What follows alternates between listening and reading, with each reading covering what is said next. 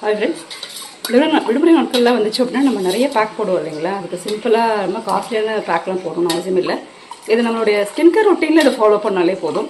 இது என்ன தெரியுதுங்களா, சாதம் கழுவும் போது வரக்கூடிய தண்ணி.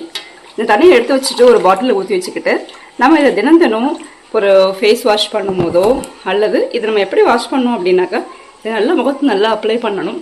அப்ளை பண்ணிவிட்டு இதை நல்லா தேய்ச்சி விட்டுட்டு கொஞ்சம் நாள் கழித்து வாஷ் பண்ணாலே போதும். இதை நம்ம ஒரு டைம் எடுத்து ஸ்டோர் பண்ணி வச்சுட்டு அதை தினம் ஃபேஸில் எப்படி தடவிட்டு வந்தாலே போதும். அதனால் என்ன பெனிஃபிட்ஸ் அப்படின்னா, ஸ்கின் ஒரு ஃப்ரெஷ்னஸ் கிடைக்கும். அதே போலவே ஸ்கின்னில் இருக்க சுருக்கம் நல்லாவே குறையும். இப்போ ஸ்கின்னில் சுருக்கம் அப்படிங்கிறது வயசான பிறகு மட்டும் வர்றது கிடையாது.